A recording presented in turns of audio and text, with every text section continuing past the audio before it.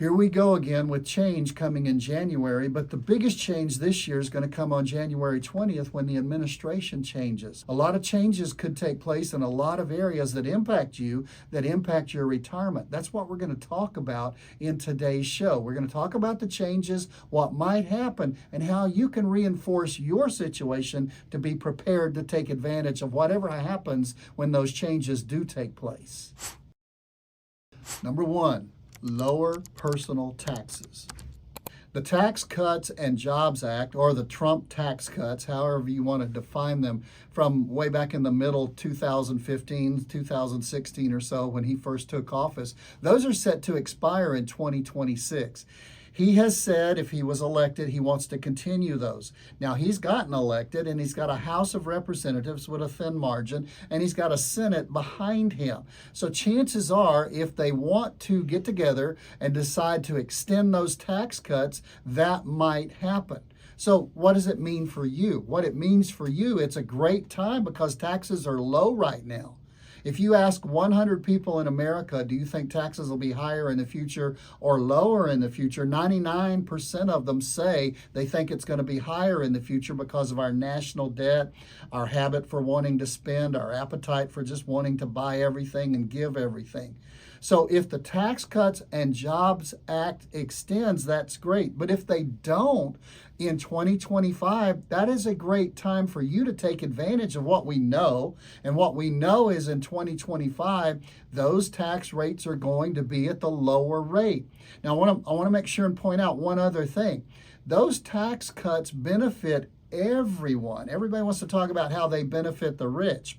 But let me show you something. The 10% rate will go back to 12 if it expires. Well, that's really low income people. The 12%, that's the middle class, but the lower middle class, the 12% will go back to 15%. And the 22% will go back to 25%. So you don't have to be rich to be in those tax brackets. If they expire, they're going to impact everyone. I don't think they will. I think they will extend them, but you know, that and $1 will get you a cup of coffee at McDonald's every day or a soda. So here's what you need to do. Is there something I need to do by doing maybe a Roth conversion, converting my IRA into a Roth so I never pay tax on it again, but I pay tax on it this next year because I know the rates are going to be low in 2025. But keep your ear to the ground and listen for any change in personal tax rates. Number two, changes to Social Security. We've been afraid for years because they've been telling us for 17 years that by 2033, unless Congress acts, they might have to diminish what they're paying out in Social Security to only 79% of the benefit. That's still on the books. That's still headed our way, and it's going to only be 8 years away from us when we get to 2025. So what's going to happen if they do diminish that? Then the new president coming in has said he wants to do away with Social Security tax and tax on Social Security. Well, that could be a good thing for you because you don't have to pay tax as a single person. You start paying tax on Social Security at a $25,000 total, as a married couple at a $32,000 total. So you might save some money on tax, but that might hit you in the other way in that it might hasten that 2033 date a little sooner if it runs out of money sooner. So change is likely to take place. Now, before the election, I was attending a very high-powered, high-thought, impacting event, and they were talking about what might happen, and they were saying, with Social Security, the best chance to get something done is if during the election, coming up in November, was what they were saying 3 months before the election, if somebody wins the presidency and both houses of Congress. Well, that happened.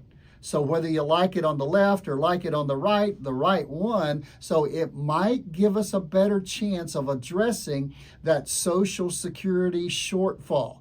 It will give us a better chance of addressing, are we still going to be taxed potentially on our Social Security? So that's what you need to keep your ear to the ground. How can you respond to it? Here's what you can do. You can't do anything about what Congress is going to do. But if you believe that there's a possibility, and there is right now, that in 2033, your benefits from Social Security will be diminished by 21% down to 79% as they're predicting. Here's my question to you. What are you building in your plan and working with your financial advisor as to how you're going to make up that 21% shortfall? You've got to look to annuities. You may look to maybe working a little bit longer. You may look to working at a part-time job in retirement. 43% of the people do that. Okay. And you also I've seen some people in our clientele recently, they've monetized their hobbies. In other words, there's something they really love to do and it's just them. And so they do it well enough and they make stuff with their hobbies and they're able to sell it. But here's the question. And here's what you need to keep your ear to the ground as things change and as 2033 gets closer. How are you going to respond if they do diminish your benefits by 21% in 2033? How are you going to make up the difference? That's a conversation you need to be having with a financial advisor, or you need to be addressing it yourself. Number 3, healthcare cost. Unfortunately, when we get to retirement, that's usually when we spend more for healthcare than at any other time in our lives. Not always, but usually. So what's going to change with that? Now, there's this DOGE, D-O-G-E, Department of Government Efficiency, or however they're calling it, and they're going to go in and do some things that we need. They're going to try to cut out the waste, the fraud, the abuse, the overspending that we're doing in our government. That would be great.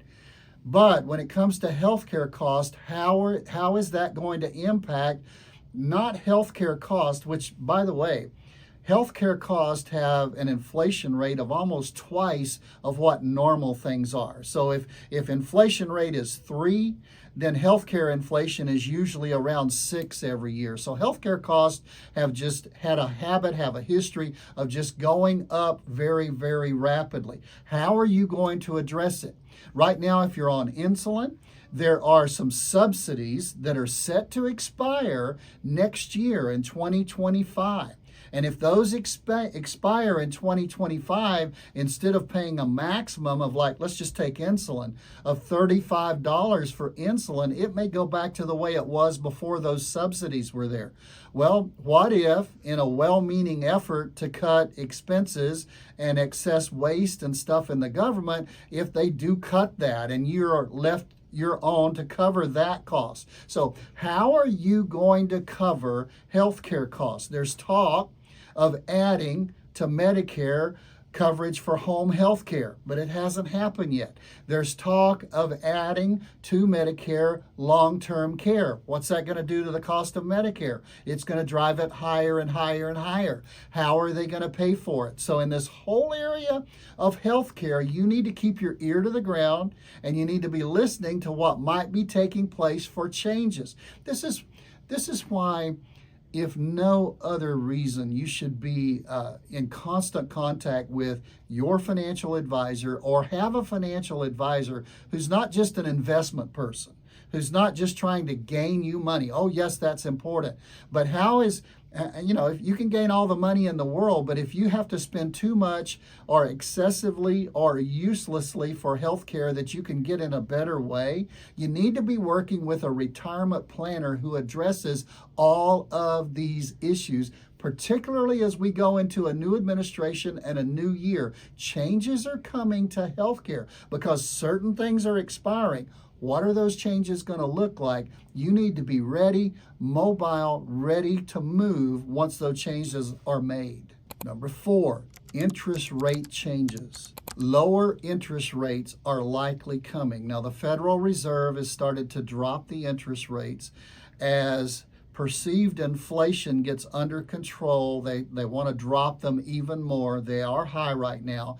This is a double-edged sword. If you're borrowing money for a house or refinancing, and I talked to one of my clients just yesterday, and he was talking about he's got a home equity line of credit and he wanted to take some money out and pay it off, because what's happened is they have variable flexing interest rates and they're sky high right now. So he wants to pay it off. The good news about interest rates being high is not if you're borrowing. But the good news about interest rates being high, if you're loaning money, you say, I'm not loaning money, am I? Well, if you've got a money market in a bank, if you've got an interest-bearing checking account, if you've got a CD, if you've got an annuity, if you've got any of those things, you're loaning money to those financial institutions so that they can use that money and make money. CD rates are really high right now. Money market rates are really high right now. So instead of crying about, here's what you do, instead of crying about, well, interest rates are so high on my credit cards, pay them off. My home, it's a flexible rate, get it paid off as soon as you can. Instead of crying about them being high because you're borrowing money, then be happy and go down and talk to your bank. Talk to anybody you're loaning money to in a CD way, your credit union. If you've got an annuity, you need to review it right now because the rates are still high. And you will go into maybe a new annuity and your rates will be much better. Recently, I took a client who over the past 10 years has averaged 2.09% in an annuity, and I was able to put them into a new annuity that's projected to average 10.79 over the next 10 years. I put them in a guaranteed fixed interest rate that was at 1.7 in their current annuity to a 3.55, more than double. And I put them into an S&P 500, Standard & Poor's 500 cap. Their cap was at 2.35, and we found a cap at 8.5. So that's what I mean. There's better rates on the board out there, and you need to be looking for them in this area of lower interest rates. Yeah, that's the Fed rate, but there's higher payouts coming if you're loaning money to banks or insurance companies right now. You need to talk to somebody. Number 5. Lower potential corporate tax cuts.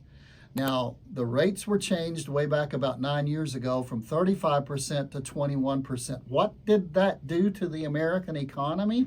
It spurred it. Yeah, companies made more money, but they also hired more people and they gave people raises and people had very fine and well-producing jobs. Remember around 2008, 2010, when so many people in their 50s and early 50s were getting laid off? You don't hear that much about it anymore. If it's happening to you, I'm very sorry. Call us. We help people and we have plans for helping people like that. But corporate layoffs are not hitting as many people in their 50s and 55 and 60 as they were 15 years ago. And one reason is the corporate tax rates were cut from 35% to 21%. Guess what? The new president coming in wants to change it potentially to 15%. So yeah, the rich are just going to get richer. But what do the people who own businesses and pay that corporate tax rate do? They hire people. They hire people like us and they bring them in and they're more jobs and they're better jobs. So keep your ear to the ground. Here's another thing they do. They are able, with lower taxes, to maybe, if they're a benevolent leader of their business, they're able to put more people into their staff. They're able to offer more benefits. They're able to maybe offer more matching on 401ks. I know tons of companies who back in the middle 2016, 2017, hear me say 19, that shows you how old I am, 2016, 2017, they raised what they were matching on 401ks. So again, change is coming potentially.